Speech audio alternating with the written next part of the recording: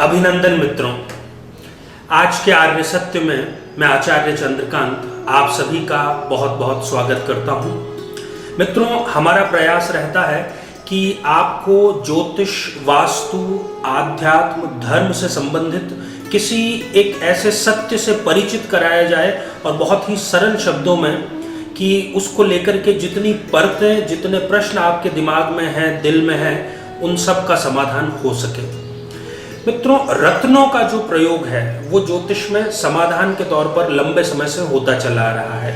कोई समस्या होती है, कोई भी ज्योतिषी आपको एक रत्न का सलाह दे देता है, या तो स्वयं दे देता है या वो कह देता है कि आप इसको कहीं से धारण कर लीजिए। हालांकि इसमें सीधे तौर पर कुछ गलत नहीं है, पर इसमें जो सबसे बड़ा आर्य सत्य है जो छुपाया जा रहा है वो ये है कि जब इन रत्नों की शुरुआत हुई थी तब इन रत्नों की शुरुआत ज्योतिष के लिए नहीं हुई थी। बेसिकली इसकी शुरुआत हुई थी medical science, Indian medical science, Ayurveda में। जो हमारे आयुर्वेद के बड़े बड़े ग्रंथ हैं, चरक संहिता, सुश्रुत संहिता, उनमें ये स्पष्ट लिखा हुआ है मोती का जो प्रयोग है, मोती जो स्टोन चंद्रमा के लिए दिया जाता है, उससे कई प्रकार के रोगों में रोगी को आराम तुरंत मिल जाया करता था। इसी प्रकार से आगे दूसरे स्टोन में भी यही बात लागू होती है। अभी हर एक ग्रह को एक स्टोन से, एक रत्न से जोड़ दिया गया है। जैसे कि सूर्य, तो सूर्य को माणिक्य से जोड़ दिया गया है। चंद्रमा को मोती से जोड़ दिया गया है। मंगल को आपके मूंगा से जोड़ दिया गया है। बुध को आपके पन्ना से जोड़ दिया गया है। गुरु को पुखराज से जोड़ दिया गया है, और शुक्र को हीरे से, और शनि को नीलम से जोड़ दिया गया है। इसके अलावा भी राहु और केतु दो ऐसे ग्रह हैं जिनके लिए भी गोमेद और लहसुनिया को जोड़ा गया है। कुछ जो भारतीय शास्त्र हैं उसमें बाकी सारों के बारे में तो स्पष्ट है, पर राहु और केतु के बारे में किसी भारतीय शास्त्र में स्पष्ट रूप से ये नहीं कहा गया है कि ये कहाँ पर, किस उंगली में कैसे पहनना है, क्या धारण करना है। और जिज्ञासाएं इसको लेकर के बहुत लंबे समय से लोगों के बीच में रहती है। अब समस्या यहाँ पर आती है कि जब कब धारण करना है, कैसे धारण करना है, एक अजीब सा डर जो है वो भी व्यक्ति के अंदर रहता है। मित्रों, बिल्कुल ऑथेंटिक जानकारी ये है, क्योंकि ग्रह तो है 9 और उंगलियां हमारे पास में केवल 4 हैं। और ये जो 4 उंगलियां हैं, इनके लिए बिल्कुल जो खरी बात है, जो स्पष्ट है, जो यूनिवर्सल ट्रुथ है, जो आर्य सत्य है, वो ये है कि जो पहली उंगली है अंगूठे के पास में, जो पहली, जिसको तर्जनी कहते हैं, ये पुखराज गुरु के लिए, ये गुरु का स्टोन, इसमें धारण किया जा सकता है।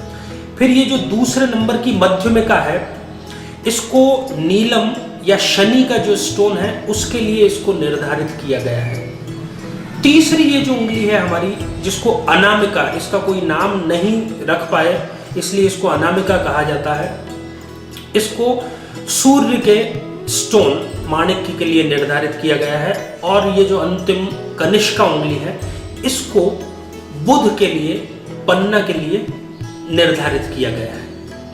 अब इसका सॉल्यूशन क्या है कि इसके अतिरिक्त जो दूसरे स्टोन है वो कहाँ धारण किए जाएं?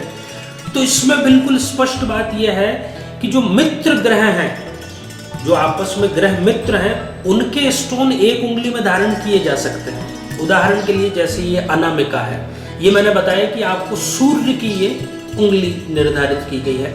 सूर्य के जो मित्र ग्रह हैं, चंद्रमा, मंगल, गुरु, इनके स्टोन आप इसमें धारण कर सकते हैं। शत्रु के नहीं कर सकते।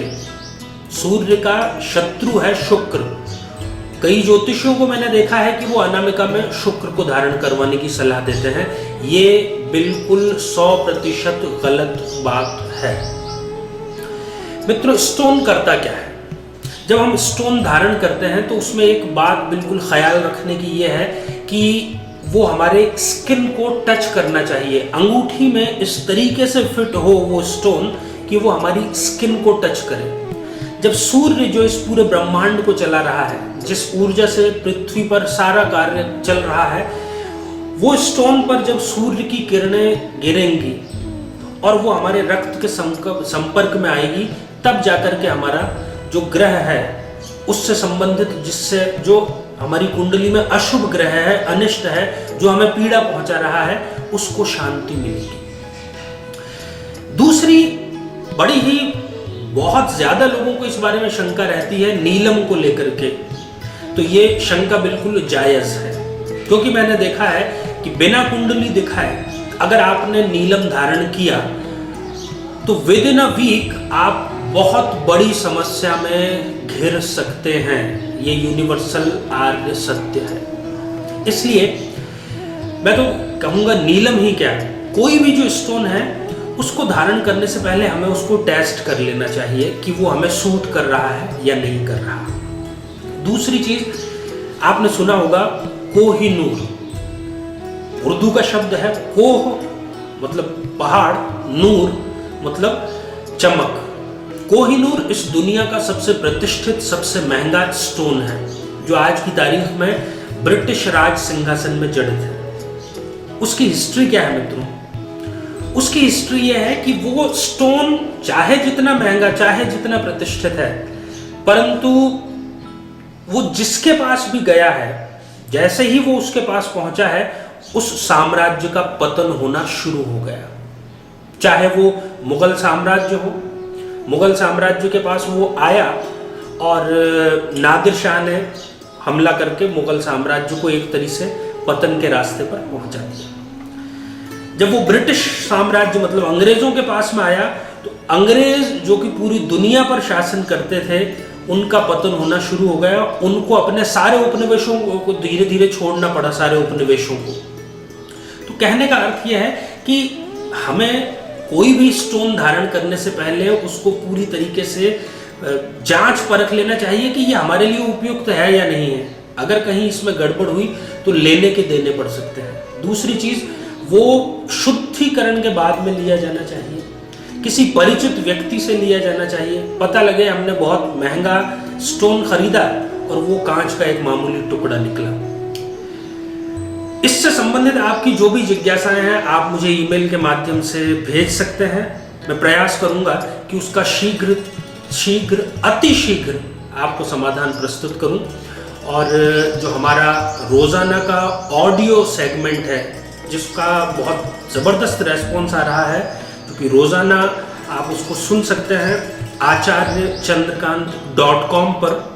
उसमें हम चीज़ों को क्योंकि समय की पाबंदी होती है, बहुत छोटे ढंग में समझाने का प्रयास करते हैं, परंतु हम ज्योतिष और वास्तु को लेकर के आर्य सत्य हर हफ्ते आपके पास में लेकर आने का प्रयास करते हैं, और आपकी प्रतिक्रियाओं का इंतज़ार रहेगा।